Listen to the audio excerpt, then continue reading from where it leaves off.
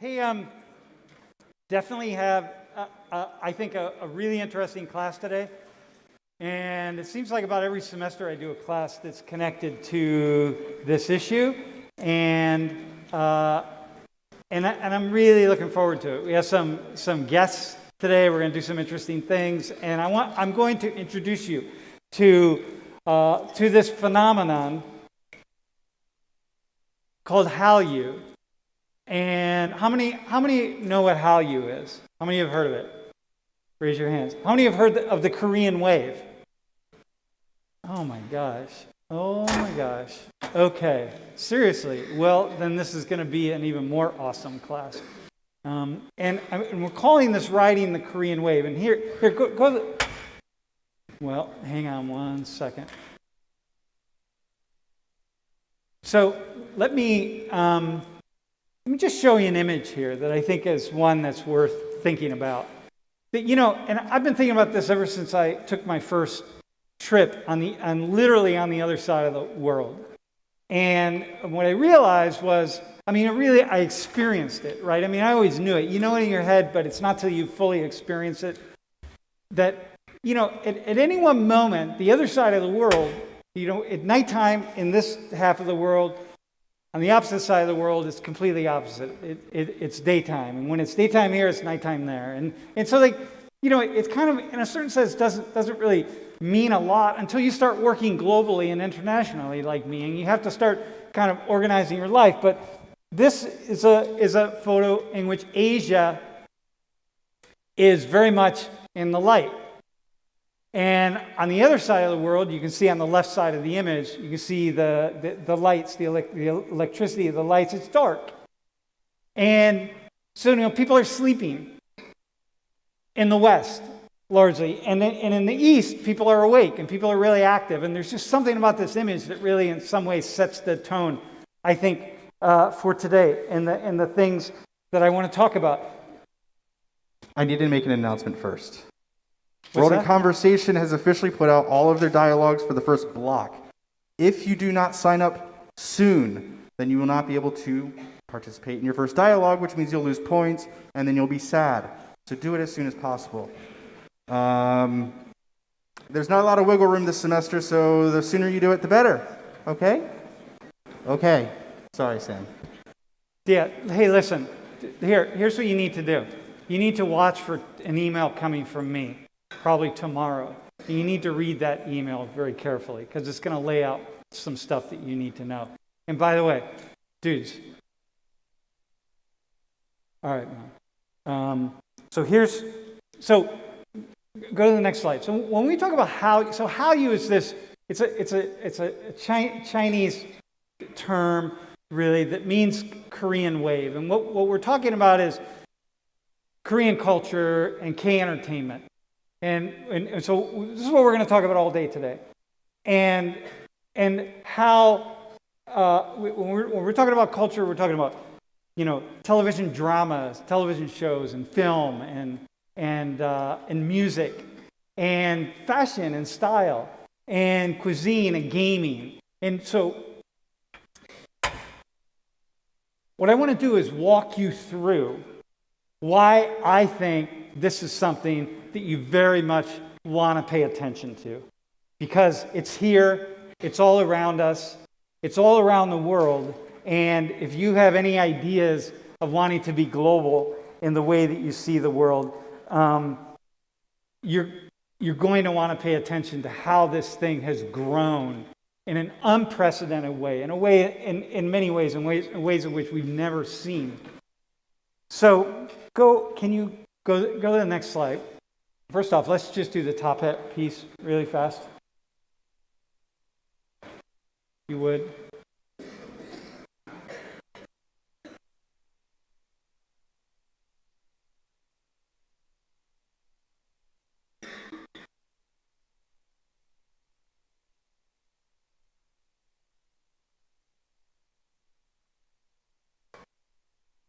Okay, we good?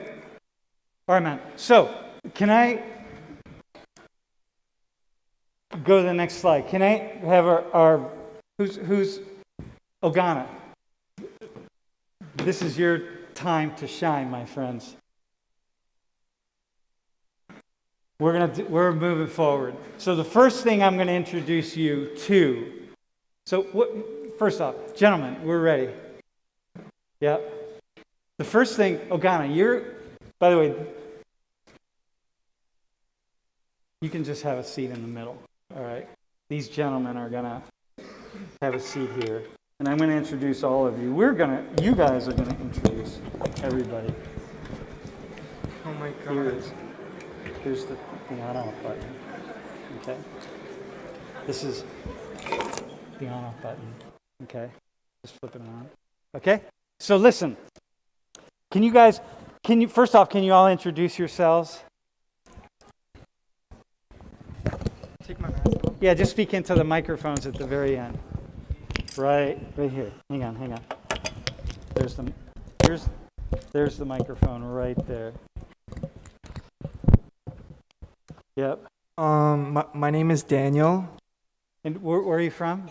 South Korea. Where in But South I Korea? graduated high school in Southern California. In where? In Southern California. Yeah? Okay. Awesome. And Mr. Ogana, I just introduced you, but you can do it formally. Yeah. So my name is Ogana Okosa. I'm Nigerian, live in Lagos, Nigeria. I've lived in America and Nigeria interchangeably over the years.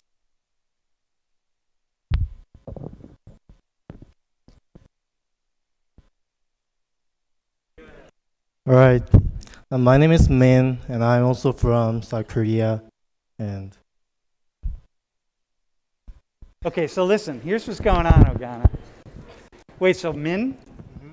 All right, so here's what's happening. Ogana, you have no idea what's going on here, right? Yeah. Okay, well, you are going to eat the entire class. It's all you're going to do is eat, and they're going to eat along with you. Okay. So here's the phenomenon. So about 8 years ago, I stumbled upon these mukbang videos. And mukbang means broadcasting eating. It's like broadcast eating, right? And so what people were doing, and we showed them live here in class. One time, for nearly the entire class, we watched a mukbang video, and it just was running on the screen. And so this phenomenon that started in Korea, whereby people would eat, and just eat ungodly amounts of food, my friend, right? Ungodly amounts of food. And then people would send money to them. And people started making a lot of money. There are mukbangers that are making so much money. I mean, really, if you can eat really well, you could do very well. You don't need to be in college or anything, right? People make a lot of money. They just eat. But here's a couple key pieces of it. Well, actually, Daniel, walk us through, like, what are a couple key things that have to happen in mukbang? You need to eat good food, and then you have to do ASMR. Wait, what was that? ASMR. Yeah, okay. And you have to eat a lot. You got to eat a Like, lot. Yeah. You got to make a lot of noise. Yeah. No, you got to make a lot of Ogana. noise. You got to make a lot of noise. So you're going to have to take your masks off because you're going to be eating here. But part of mukbanging is the noise. So you buy food, you eat food that's really crunchy, the whole 9 yards. And the key is this phenomenon has gone beyond Korea. So this is a perfect way to start this class, because this is this thing that started in Korea, but then just took off and blew up all over the world. And so I'm going to explain this as we go through class, but what we're seeing again and again are all these cultural phenomenon in Korea that just take off, and other cultures adapt, and other cultures embrace, and other cultures participate in a very similar way. So you all, right? So, Ogana, they're going to just tell you what the foods are, and you can just start eating. And we'll have a camera here on it, but just enjoy the food, and we'll come back to you in a second. All right, man? Are you good taking your mask off? Yeah. All right. And do you know how to use chopsticks? No. Dude, they're going to teach you how to use chopsticks too. And we're going to film the entire thing, my friend. Yeah. And when you start making noise, we're going to put the microphone right up to your mouth, because that's really key. You're chewing with your mouth open and making a lot of noise. So you guys get started. But let me So here, next slide, bro. And by the way, and we got to raise, part of mukbanging is you got to raise money. And so, we're going to try to raise some money for this child fund in Korea. And so you could, if you want, you can Venmo the money, you can Cash App the money, but anything that we raise will go directly over to the child fund because that's part of it. Normally, mukbangers are raising money for themselves, but we're going to raise money here for a fund in Korea. Okay, cool? So,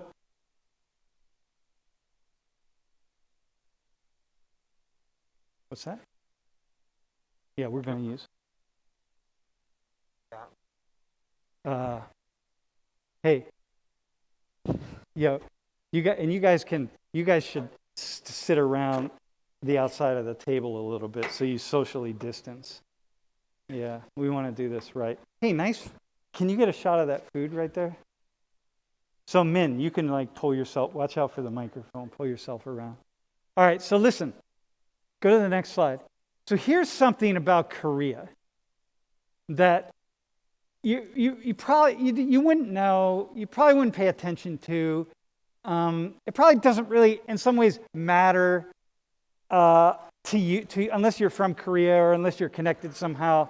It probably doesn't really matter. You're not really thinking about it. But look, Korea has had an historical experience unlike probably anything the world has ever seen.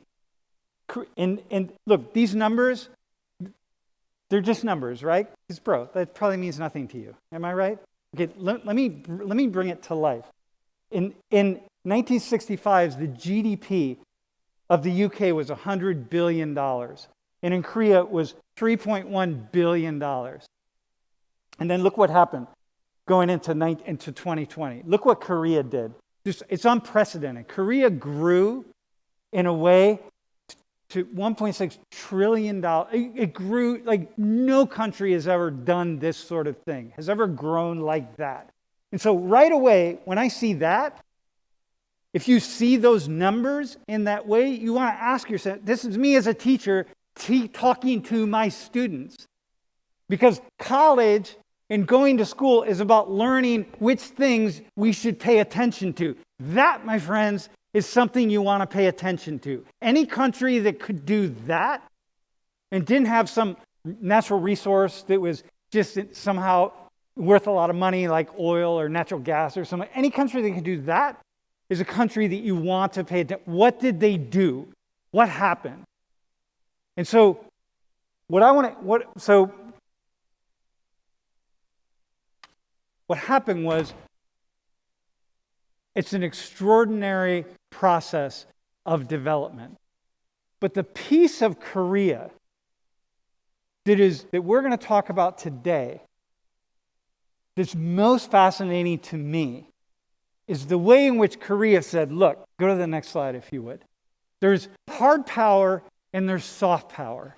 And hard power is military and economic power, and soft power is persuasion.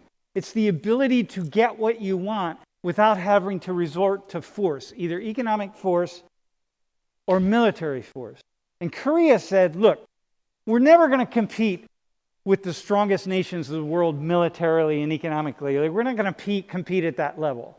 I mean, it's just way too far ahead of us. We can try and we can do really well, and they did really well, but we're not going to go at that level. But we can do something else. And we can use soft power. And we can use some kind of persuasion to make it happen. And we can find a way to push our culture out into the world. And you all know this, right? Think about when you're in high school or grade school or high school, and you have the popular kids. Why are the popular kids popular? What is it about them that makes them popular? It's just something. It's a charisma. It's a something that happens to push people out into the world. Korea decided, hey, we can take our culture, which we think is pretty cool. We can package it. We can refine it. We can get really good at what it is we do. We can invest in it.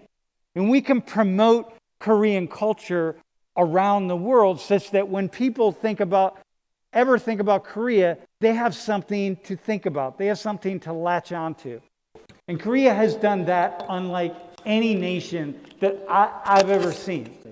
And so we're gonna talk about some of those things today, but a big part of what I want to talk about is K-pop and K-drama and K-film.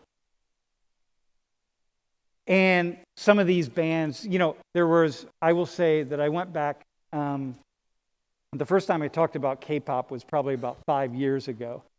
And it was right after BTS. And I'm sure most all of you know who BTS is. It was the first time that BTS broke a record that was held by Taylor Swift as the most sales in a 24-hour period. And I was blown away by it. And I had heard of BTS. I knew BTS. I had listened to BTS because I had listened to music from all over the world. But it was this record that beat a record from Taylor Swift that people never imagined that they were going to beat. And I went into the class and I said, class, how many of you have ever heard of BTS? And like 5 hands went up in the air. And I said, oh my God, you will, but before you get out of college, those of you who are freshmen and sophomore, before you leave college, you will know who BTS is. BTS is one of the most profoundly global music phenomenons that the world has ever seen. And you will know who they are and what they are. And BTS is this band that blew up in popularity on the other side of the world. That here we have this classroom full of students. And what I said was, if you want to be global, and if you want to consider yourself or go out and work in the global economy, if you want one of these like really cool jobs where you're just sitting around and connecting with people all over, and you don't know who these folks are, you're never going to get to where you think you want to go. You won't. You can't get there. And so, this is the one band. This is the biggest phenomenon right now, right? There's another. This is a band called 17. There's only 13 of them, but they're called 17. This is a really big up and coming band. And notice the masculine. Go to the next one. This is. Look at the masculinity, right? Look at the masculinity. We're going to talk about this a little later. These guys, they're defining masculinity in a new way. Look at their hair, the makeup, this. In my humble opinion, my friends, this is the future of masculinity right here. This idea that this kind of macho, masculine thing that men have to be a certain way. I actually have this idea that that's the future. And this is kind of where we're going to go. And it's a vision that many of us really don't fully comprehend. But if you give yourselves to it, life is changing. Life changes. And I have this sense that this is the direction it's going to go. Remember, it's the other side of the planet. We might live in our small, little, tiny world, but there's a huge, huge world out there that's happening, that's moving and shaking and transforming culture all over the planet. And this is part of it. These folks are at the forefront. And here, go to the next slide. This is one of the top women bands called Blackpink. And huge, man. Next one is, who is that? Twice. No, Twice, right? Yeah, Twice. And then the next one is this band called Luna. Wait, what's Luna mean again? What's Luna mean again? What is it? Girl of the month. Oh, Girl of the Month. Right, Girl of the Month. They look like every other girl. I mean, they all look the same to me, but, not because Koreans all look the same, because literally they all look the same.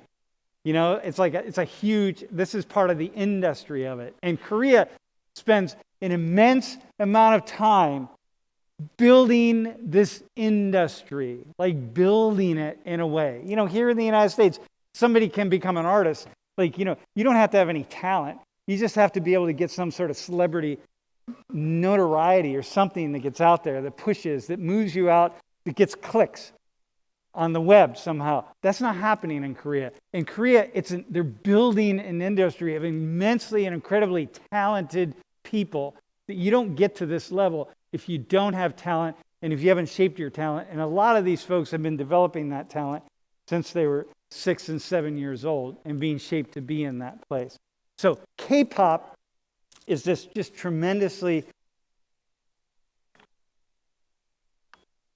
expressive cultural phenomenon that I want to talk about today with some folks in class. And so why it is that so many people follow these folks. There's so many people. You know, BTS, they put up a video and it's just hundreds of millions of views immediately. So what is this? And you may not be part of it, but the world is part of it, y'all, right? The world. And as students we're all students of the world, this is something you want to tap into to understand. Okay, so listen, first off, how's it going, my friend? Ogana, how is it? Hey, how are your chopsticks? How's your chopstick action? Dude, can you get a shot of that? That's not how you hold chopsticks, my friend. You're holding it too low. You got to back up here. Can you show him, bro? Yeah. All right.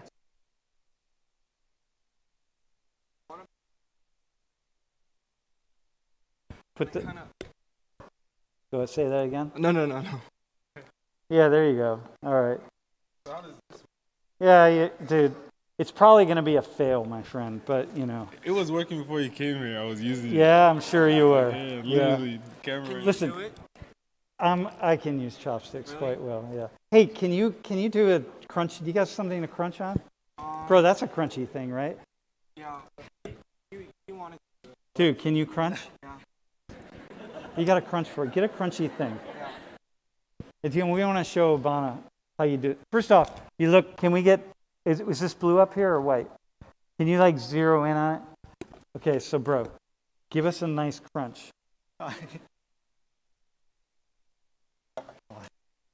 What do you got? What is that right there? Korean fried chicken. Dude. Boneless Korean fried chicken. All right. You got to give us like the real nice crunchiness. Don't be shy. We're trying to raise money. Wait, Professor, but it's not that. It's not that crunchy? Yeah. Well, you're going to have to really work at it then.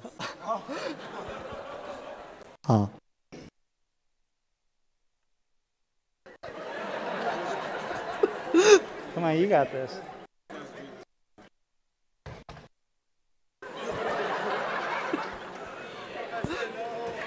Come on, you got it.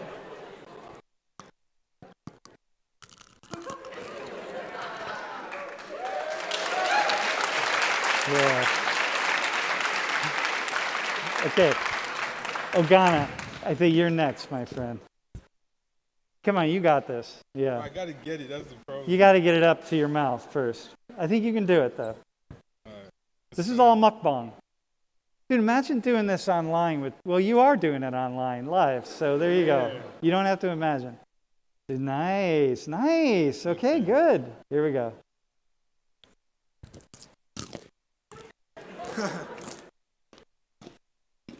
I heard that. All right. Awesome, man. Hey, who's our first two? Audrey and why don't you two, Maddie and Audrey, why don't you come up for a second? Oh, all right. Here, you can have a seat on the table.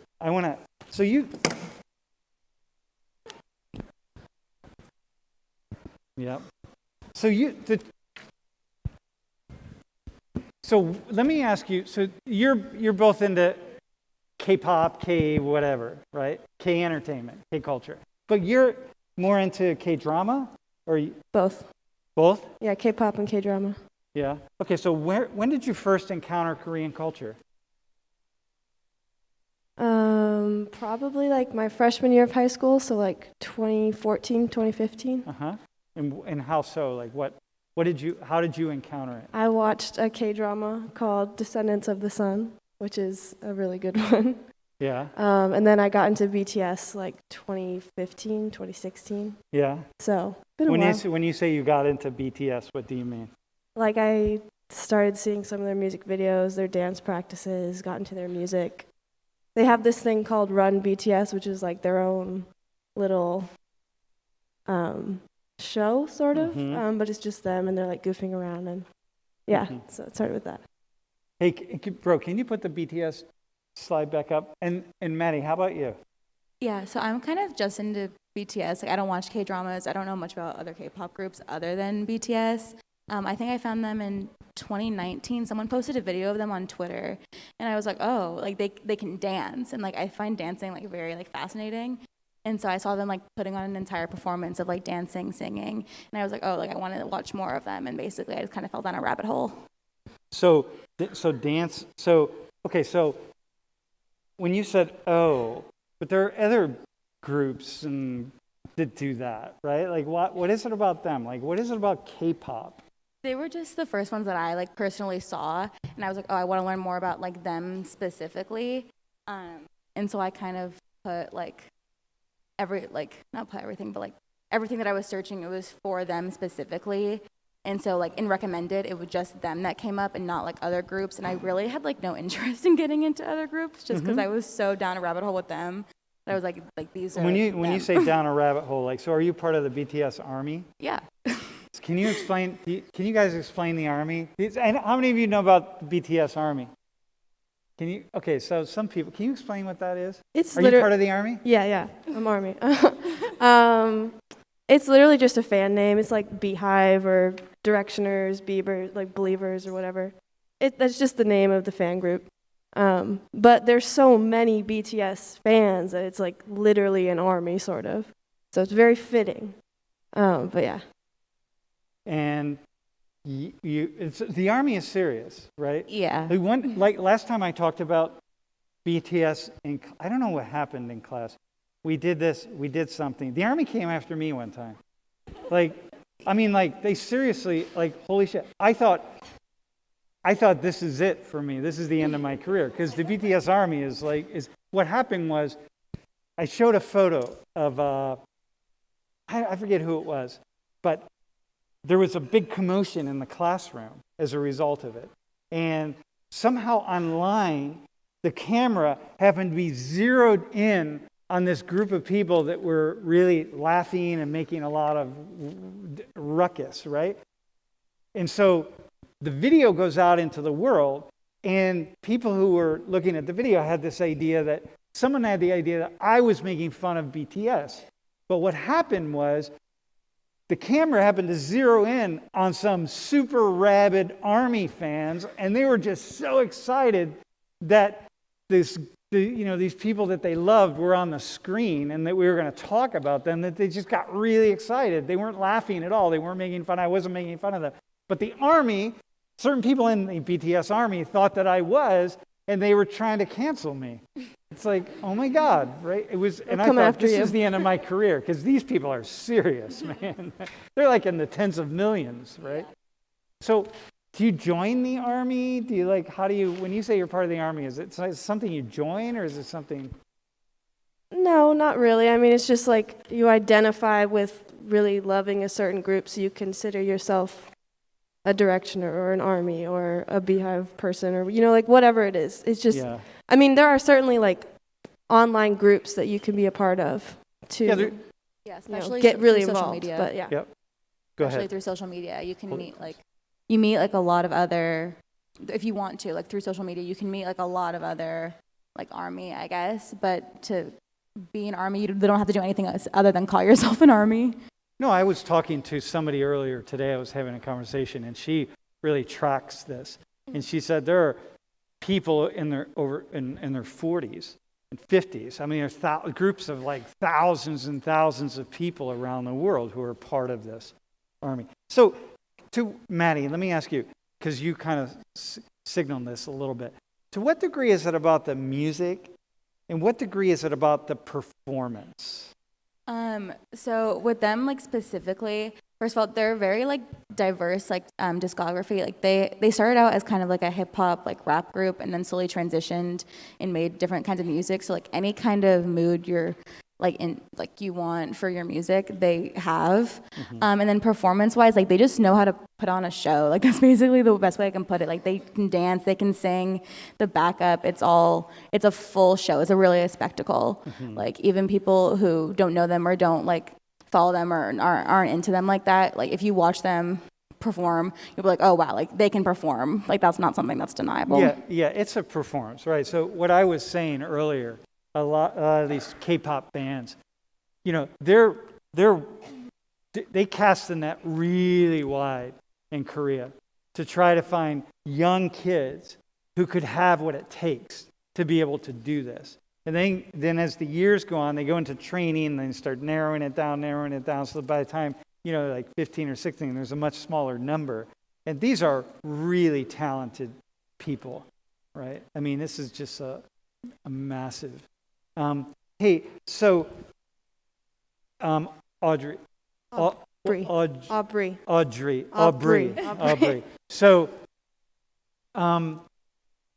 So music always expresses something about a culture, right?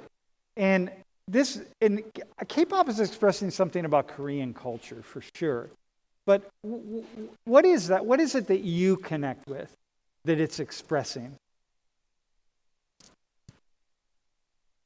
I don't know. I think I really just appreciate how creative it is and how committed it is to being the very best it can be. You know, the people who, as you said, like they go through this huge process of like when they're like 8, and they go all the way up until they're 15, and if they make it, then they get put into a band, and they work so hard. Yeah. And I think that's really, you can see that in their performances, and it's really commendable. It's part of what makes K-pop so interesting to watch, is how dedicated and talented and creative and all that they are. Yeah.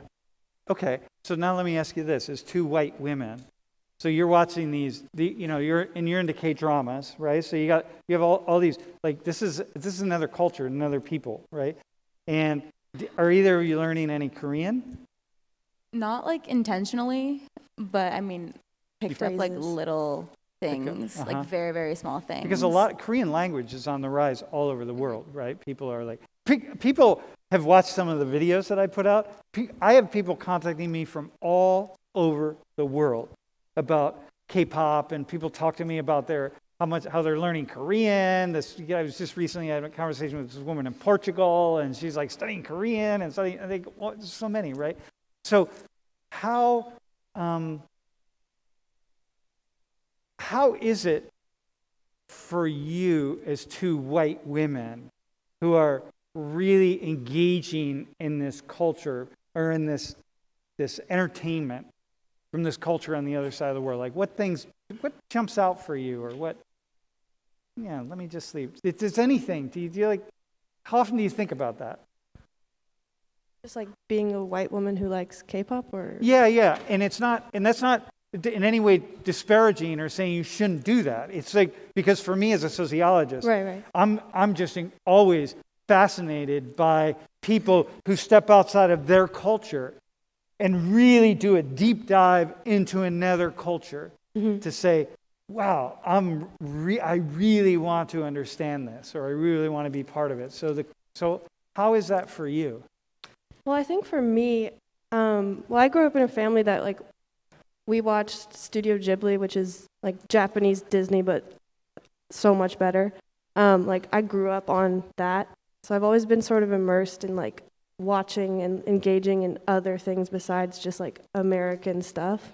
So I guess I don't really think about it. It's like I've never thought of it as like weird or abnormal for me to engage in. Yeah, and I don't think it's weird or abnormal. I just think it's just notable. You know, like when the other day I was watching a music video from Oman, and I was watching these Omanis, and they were singing, they were doing dancing and singing and stuff, and I just put myself in it, and I thought, wow, it's really bizarre. Here I am in the middle of Pennsylvania. I'm really fully immersed in this video, this culture in Oman, And it was really, I was trying to get a sense of how much of it I was able to take away, and so on. Do you have anything to add to that? I think there are a lot of similarities between like BTS for me in particular, and then like I guess Western music or musicians. There's still like a lot of differences. Again, like the biggest thing is I don't see a lot of Western performers. I don't know if that's the correct term, or American in my case. Like performing the way that they do. Plus Korean culture, like from finding them, it's really interesting to like learn about the Korean language in itself. Like for me personally, when they put out a new song, if it's in Korean, I'll like go and look at like the lyrics, so that way I know what they're saying, because like they write their own songs, and I want to know like what they're saying, even though like the translations may not be perfect. I still want to know what they're talking about. So I think that's one way to like really immerse, is while like I don't know specifically what they're saying, I can very easily find out and like pick up on that. So it's cool. It's very cool to do that. And how about with K-drama? Like, there's certain things, how's that different from American television? It's a lot different. For one thing, I don't know if anyone's seen Shang-Chi, the new Marvel movie, but you know that scene where early on, like, these two characters are fighting, and there's sort of these shots that are like really up close on the face of these two characters, and you're kind of like, as an American watching, you're like, it's kind of weird. It's a little comical. Like, people are laughing in the audience. That's like, shots like that are a lot more typical in K-dramas. Like, they'll do certain scenes, like they'll play it from different angles, and it's a little funny, and I think it's sort of meant to be like kind of dramatic. So that's different in and of itself, just cinematography wise. But then also, Western societies have more like sex in them. Eastern ones really don't. So K-dramas really don't have that aspect to them, which I mean, it's kind of refreshing. It's a lot more sweet and nice. And even the K-pop, right? So there's like a certain way of being, a physical look, but it's not. It's like its emphasis is on youth and looking young, but it's not sexualized per se, in the way that things are in the West. Yes, it's a lot more subtle. Like, they know that they're hot, and they'll show that off. But it's not like overt in the way that a lot of Western performers are. It's just different. Okay. Hey, listen, I think this is awesome. Thanks. I appreciate it. It's like a nice introduction. The two of you have given a nice introduction to this. And now we're going to go back to our mukbang, and then we'll bring our next guests up. Thanks, man. Thank you. Thank you. Hey, so, gentlemen, how's it going? Ogana, how you doing, man? The chopsticks messing me up, man. Okay, well, you can just use your fingers, my friend. The other side is you can make noise and you can use your fingers, so it's all good. How's the food, though? It's beautiful, man. These guys got some perfect food. Yeah? Have you ever had Korean food? No, I haven't actually. Yeah? Did you guys give them the spicy stuff? I don't think they brought spicy. Did you bring spicy? Yeah, the chicken. Is that chicken or pork? Dude, try some spice. Alright. Come on, it's all you. You like that? Yeah? Yeah. Dude, wait, hang on. Dude, you do like it. It's empty. Look at that. Are we getting it? All right, my friend. Here, wait, grab a piece of that. Let's see if you can do it. Can you zero in on him? Dude, go ahead, my friend. You got it. Yeah. Look at how he's holding those chopsticks, right? Dude, you might as well just use two hands and stab it. No, go ahead. Yeah, You got it. It's too low. It's too low. Bring it up. Yeah, break it Go up. like that. There you go. Hey. Oh, yeah. Oh, come on, man. Come on. It's not going. Okay. There you go. All right. Dude. All right. This is spicy, man. Make noise, bro. Lots of noise. It's not particularly crunchy, but Yes. I heard you. How is that? No spices. It's like like buffalo. A little Yeah? bit. Dude, awesome, man. All right, we'll keep eating. You got to eat the whole thing. So, oh yeah, you got to keep going. All right, hey, Leah, let's go. Debbie, Abdul Rahman, and Zainab. Hey, do you have another? Yeah. Thanks, man. Thanks, man. Here you are. You can sit up here. So, maybe you can introduce yourselves to the class, where you're from. We can start with Debbie. How about we'll start with you? All right. Okay, good. I'm Debbie. I'm from Jersey. Yeah. And what's your ancestry? And I'm Mexican American. Okay. I'm Zainab, and I'm from Saudi Arabia. Uh-huh. Okay, go ahead. Yeah, I'm Abdul Rahman. I'm from Saudi Arabia. Uh-huh. And so what I asked for, we were looking for some folks who are really into K-pop and BTS, who are not from the United States. Well, you're from the United States, but you're bicultural. So let me just start. We'll just go this way. When did you first get into K-pop? When I was a sophomore in high school, we had a Chinese international student transfer to our school, and she became friends with me, and we were studying for finals, and she was like, listen to this. So I listened to it. I was like, okay, that's fine. But then she was like, no, keep listening to it. And then I found myself just like looking it up on my own, and I was like, wow, this is really good. And what did you see? What did you hear? It was just catchy. At first, it was just catchy. And I remember specifically, after I listened to my first music video, she was like, who's your favorite member? I just picked someone random, like I had no idea who these people were. And she said, oh yeah, he's the tallest. And I was like, that's so weird. But then later I learned that each member is known for their own thing. Uh-huh. And so then when I would do it to people, they'd tell me who their favorite was, and I'd be like, yeah, he's the youngest, as if it matters. But it was fun. And what was this BTS, or was it somebody else? No, the first group was someone else. Uh-huh. But then I later got into BTS. Okay. Yeah. And Zainab. It's Zainab? Zainab. Zainab. Yeah. How about you? So are we talking about K-pop only or K-drama as well? We could do K-pop right now. Are you into both? Yeah. Oh, it's awesome, man. All right, let's do K-pop first. Okay. So I would say it started when I was 11 in 2011. 2011. Yeah. So you were young. Yeah. Okay. So basically, my cousin sent us this music video of a song called Lollipop. It was by Big Bang and 21. Okay. And when I saw the way they were dressing, when I saw the way they were singing and performing, I was really shocked. Like, it was completely different from the kind of music videos I would see. Uh-huh. So I just loved it. I remember this girl from the 21 group. She had braided hair and it was standing like this the whole time while she was dancing. And I was really shocked. Like, how is it like standing still? Up, yeah. Yeah. So that's how I got into it. Uh-huh. Yeah.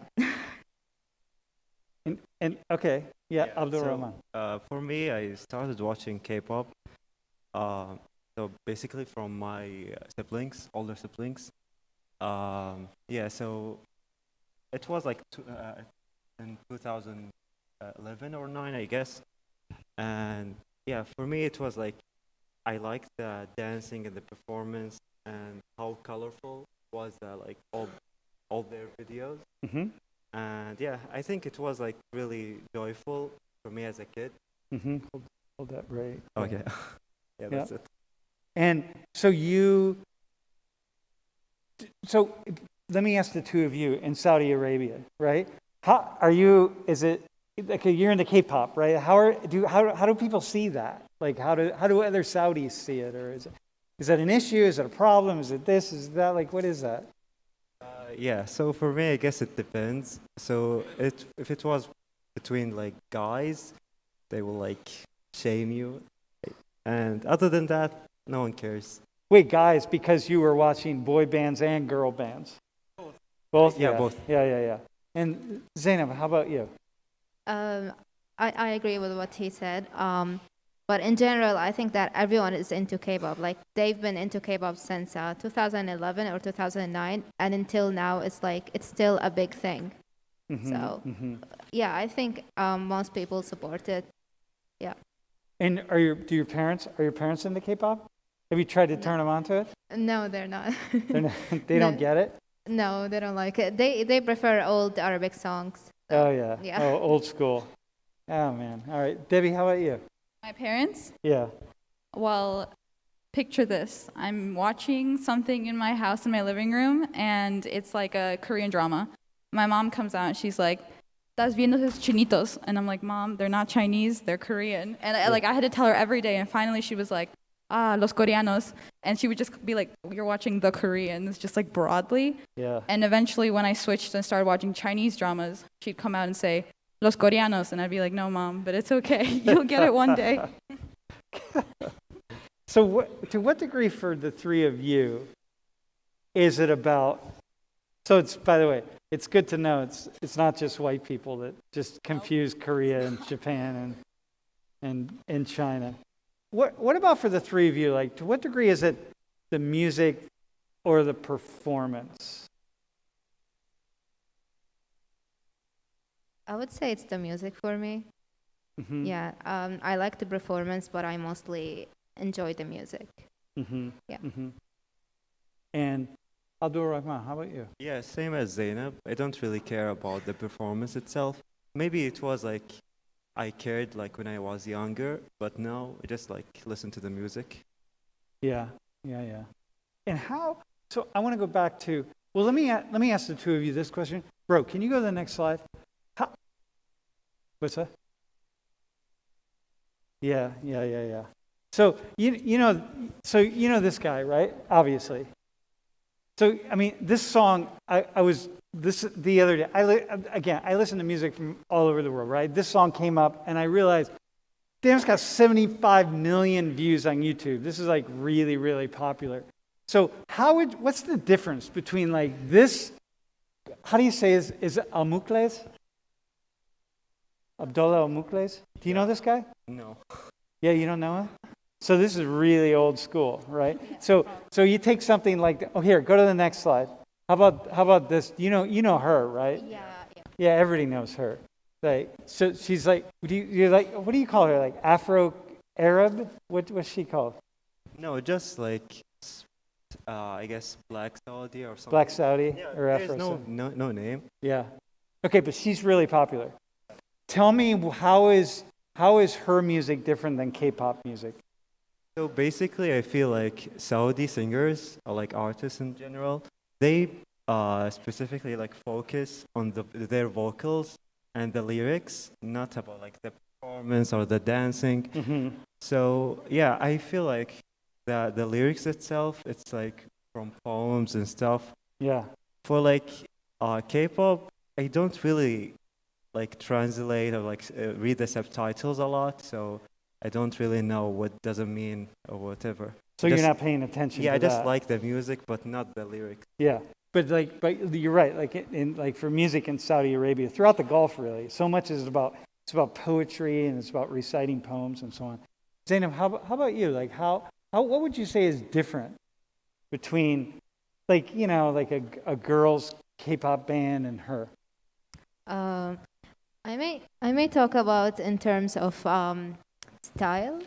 Like the style is different. I would say that in our culture, the makeup is too much compared to Korean makeup. It's too much? Yeah, like not in a bad way. Like I would say that we would have full makeup, actual full makeup. But I would say that Korean makeup, despite the fact it is full makeup, it looks really simple. Yeah, it's all about enhancing natural beauty. Mm-hmm. Yeah. Mm-hmm. So it's like it's much more subtle. Yeah, I would even say with that. the guys. Like, bro, what do you think about the guys the K-pop men wearing makeup? Like, is that cool? Yeah, for me it's fine. Yeah, I mean, yeah, I think it's pretty cool. But is that do people give you a hard time about that? Yeah. Yeah, like what do they say? I guess like they would say it's I'm not sure if it's a word, but gayish, I guess. Like, I don't know if it's a word or not, but oh yeah, you can say it's feminine. It's feminine, yeah. Yeah. And that's a problem. And Debbie, how about you? Like, what is your, when you think about, like, I think about all of Latin music, the entire music culture that is Latin America. And I think, like, there's so many bands you could choose, so many musicians, so many artists, and yet you're drawn toward this K-pop piece. And I'm wondering, is like, what was the difference? I don't know if I'm more drawn to it, but there's definitely a difference. I feel like I found K-pop in high school, and so like you're young, you're like 15, so the choices you have coming out of Latin America, a lot of the time, like the most famous artists are really explicit. You know, like reggaeton is all about like partying and all this stuff. Partying and having sex. Yes. And in K-pop, you look over and like, you're lucky if they kiss in the 8th episode of a K-drama kind of deal. Yeah. And so it's just more like getting into it was just easier as a kid. Yeah. And yeah, then yeah. obviously you grow with it, so it's like a different kind of bond. So it's not that I don't like stuff coming out of Latin America, but it's just a different connection. Mm. Yeah, it's very, you're right about the explicit thing, right? Even like dancing. You know, I think about just like salsa dancing, right? I mean, it's like, whoa, it's so sexual. It's like people are literally imitating having sex on the dance floor. That's not part of anything Korean at all, right? It's right. So it fits really well with Saudi culture. I think that's another reason why more Saudis are into Korean or Korean culture. It's because we have some similarities. Yeah. Like very tiny similarities, but it's good enough to make you interested in the culture. Mm-hmm. Yeah, very cool, man. Very cool.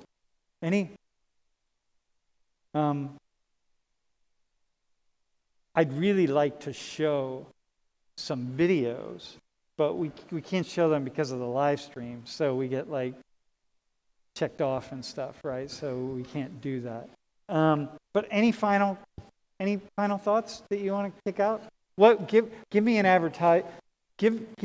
make an advertisement for people starting to watch K-pop or watch K-dramas.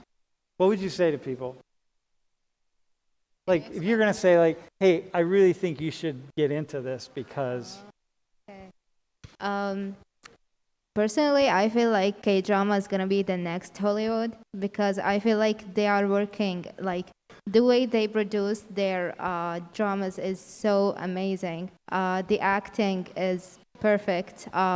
Every time I watch K-dramas, I can't help but get emotional and feel exactly what they're feeling, cry with them, be happy with them. Yeah. It's on point. So that's why I feel like everyone should at least try to watch one K-drama and see what they think about it. It is a roller coaster of emotions, but it's really good. Yeah, a roller coaster of emotions. Yeah. Yeah. Good and bad emotions. Yeah. Do you watch K-dramas, bro? Yeah, I used to watch K-drama, but not for now. Yeah. Because basically I feel the story, it's the same, and it's repetitive. So yeah, I just quit. Yeah. Would you agree with Zainab? Yeah. Also, the soundtrack is great. Just great soundtrack. Yeah. Very emotional. Yeah, it really is. I was watching one last night. Go ahead, final thoughts. I would recommend watching Strong Woman Do Bung Soon. What's it called? Strong Woman Do Bung Soon. It's a comedy and it has some emotional side to it, but it's really fun. So, Dude, I just think it's so awesome that, like, for me to see this web of connections between cultures around the world, right?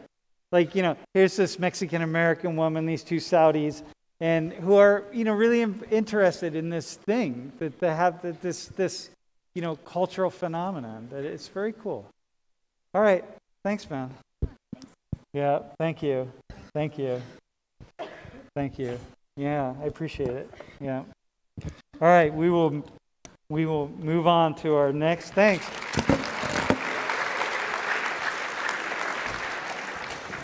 Hey, can you all hop up? How's it going over here? Bro, how is it? Kind of full, but... Have you ever, what's that? kind of full. You know, you but- can't be full though. You have to eat everything. Right. I know. I mean, that's the nature of it. Oh, Ghana, you got to keep eating, right? Yeah, I'm full and I can't even eat it. That's the next So thing. do people that do mukbang, do they gain a lot of weight? Like, what do they do? Do you know? I know some of them are on like a strict diet, and they eat like one meal a day. Like for 8 hours? Yeah. So you eat one meal a day, but it's 8 hours long. No, it's not 8 hours long. How long do people do mukbang? How long do they do this? It varies, but could be like quick as 20 minutes to like an hour. Yeah? Yeah, or longer. Because I remember one time in class when we were watching this person that was going on for like 2 or 3 hours or whatever. It's Oh, yeah. crazy. Yeah. How much money do people make? Bro, you got this. A lot. Just for eating. Yep. Like how much? What's the most you could make? There's like no particular number because like they're streamers and people just donate money. Yeah. Yeah. They So just give popular money. ones get like a lot of money, like a couple $100K per video. And maybe, Couple like- 100,000 per video? Yeah. Like for just this? Like you guys could earn $200,000 for just doing this? And like they get like millions of views on YouTube, so they get like money on YouTube. Bro, I think this is you and me, my friend. Let's up the game here a little bit. You know what I mean? If we added Nigerian food into this, we could really kick it, right? Yeah, but we're gaining a lot of weight, man. This is a lot of food. You guys ever have Nigerian food? We just spoke about that actually. Have you had it? He said he's gonna gift it to me. You're gonna, Yeah. you're gonna gift it? Yeah, they're going to eat Dude, some. Go see and all listen, we'll do a class on Nigeria.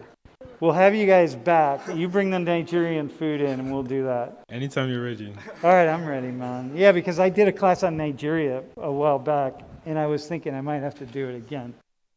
All right, well, keep eating, my friends. All right, how y'all doing? So, wait, so it's Jiwan and Sina and Roy and Eric. You're all from where? So, what's your story? Where are you from? I'm from South Korea. My name is Eric, and I'm a junior. Junior at Penn State. Yep. My name is Roy. I'm from South Korea. I'm sophomore. What's your Korean name now? Hyungwon. Wait, say it again. Hyungwon. Uh-huh. Yeah. Bro, come here real fast. He's going to teach you how to say his name, all right? You ready? Yeah. Okay. Hyung. Wait, Hyung. what is C? It starts with H. H, all right. Hyung. Kwon? Kwon. Kwon. Yeah. Nah, dude. Almost. Don't let him off that I'll easy. get it, He I'll didn't get even it, come I'll get it. close. Okay. So spell it like Hyeong. H-Y-E. Hyung. Hyeong. Chong. Kwon. Kwon. Yeah. Dude, not bad, actually. Yeah. All right. You did all right. We get it perfect. Now say it quickly. Oh, you gotta say it again for me quickly. Okay. Hyungwon. Chong Huang. Dude, nice. Good. Give him a hand. Beautiful. Hey, so let me ask you all, right? Just as when now you're all young, right? So you've lived this expansion of Korean culture around the world. But what's it like for you to see K entertainment and K culture just proliferate around the world? Just like pride. Like, how much pride do you feel, or how much is that part of it? Or Sina, how about we'll start with you?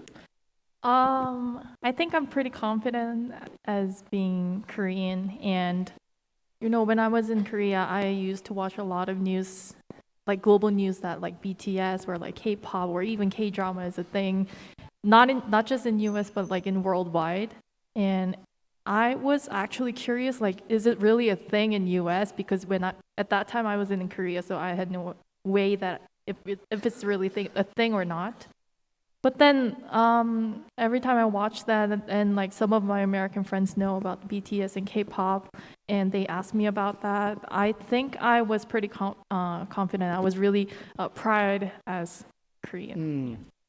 So, Jiwon, when did you first realize that Korea was like kind of a big deal around the world? Like, this whole world of K culture. So like from when? Yeah, when did you first have the sense of that? Maybe like 4 to 5 years ago. Mm-hmm. How so? Like, what did you see? Like I saw some news on TV. They talk about like BTS or EXO or other like Super Juniors. Mm-hmm. Like they are popular in South America and some Latin countries. And I saw, yeah. I was walking down the street in Lima, Peru one time, and I was actually in a car, and I just saw this poster of it was a BTS poster in this like old restaurant, and I had the person stop, and I had to get out, and I had to go ask him, why do you have that poster up here? Like, how did you get a poster of BTS in the middle of Lima, Peru, in this old restaurant that had nothing to do with anything? And they're like, oh, we love BTS. And I thought, gee, it was really amazing, Hey, let me ask you, Eric and Roy. So one of the conversations that we have here in the United States, I'm just going to walk up here while I do this, right? One of the conversations we have in the U.S. a lot is that it's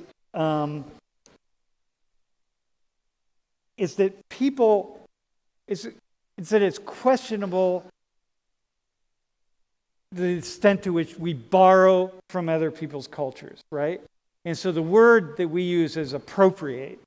And so and minoritized groups in the United States are really sensitive about having their culture appropriated by somebody else, especially the dominant culture, i.e. white people, right? So really uncomfortable with that. But it seems to me that that's not really an issue with Koreans, right? Like, it's like, no, take the culture, do what you want with it. We're putting our culture out into the world. We want you to borrow from it. We want you to use it. We want you to take it. Am I right on that? Is this a conversation that people have at all back in Korea? Yeah, I think so. Yeah. Go ahead. Hold the mic really close. Like, what do you... It is a conversation? Yeah, I think it's a conversation, like communicate each other. Yep. And what are people saying? What are Koreans saying about this? They're saying okay, because they're making better. Mm-hmm. And then they editing like more, they producting like more better things, so I guess it's okay. So it's okay, meaning like if you take it and you download it or you take it or you use it and then you change it and you make it yours, like if Americans do take a song by whatever it might be, Girls' Generation, I don't know, but they take their own spin on it, that's seen as a good thing, like that. Eric, do you have a thought on that? Sort of. I think Korean people like it if like the whole world, like it's like making Korea known to the world. So they have pride in that. Like it's pride. So let me ask you, can I borrow your microphone? Can I ask a black student here? This is a really big issue in the black community. Like this appropriation of culture and taking culture and because this is a thing that a lot of white people have had problems with. Have gotten into trouble. Is there anybody?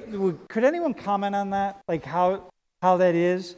Like I can take anything in black culture and just use it and do what I want with it. And I'm a white guy, but whatever. Who cares? So how is that? I'm just curious. Nice face mask, by the way. Yeah. What's your name first off? Oh, my name is Anja. Mm-hmm. And I just feel like it becomes appropriation, especially when you look at the black community. It's when you kind of don't credit it to that community. So for example, Kim Kardashian had these braids, and I think she called them Bo Derek braids, and everyone was like, what the? Those are tribal braids. What do you do? That's not, it's just to the point of you can take what we use and what we've been doing for hundreds of years, but can't give us that credit basically, or just not even acknowledge us. Yeah. So it's really about acknowledging. Can you all say something about that? Maybe Sina, do you have a thought on that?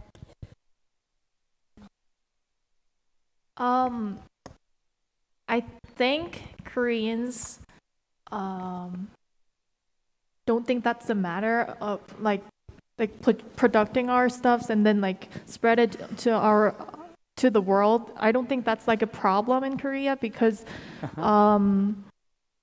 I think Koreans think that that's the way that we can show ourselves, and then as long as they credit that it's Korean stuff, then I think that's another way that could show us that this is Korea and this is our own culture, and I think that's the way to promote ourselves. So I personally don't think, and I think Koreans don't really think that that's like a problem. Yeah, well, Korea has this Ministry of Culture, Sport, and Tourism, right? It's like a division of popular culture. The explicit goal is to push Korean culture out into the world. And when you push it out in the world, you want people to take it on, right? Hey, what did you, but yeah, so that goes, it's interesting. It goes with kind of what she's saying though, like if you credit it somehow. Hey, what do you, and we're going to do, wait, hang on though. We're going to do the top hat right at the very end of class. So just hold tight, all right? Hey, what have you all come to understand about Korea from being here in the United States? So like I thought Korean culture is not really popular in here in the past, like before the Gangnam Style from Psy. But however, after the Psy came out the movie, and he spread the music through here in America, and then some of my friends like text me, do you know the Psy? And people tries to talk about like Korean cultures to me. So like I felt that Korean culture is getting like it's growing in here, I guess. Yeah. So what have you learned about being Korean? That it's cool? I don't know. I think it depends on people. Yeah. So like if you like it, just like if you like it, you can enjoy it. Yeah. I got you. Jiwon, how about you? Like, what have you learned about being Korean how long have you been in the U.S.?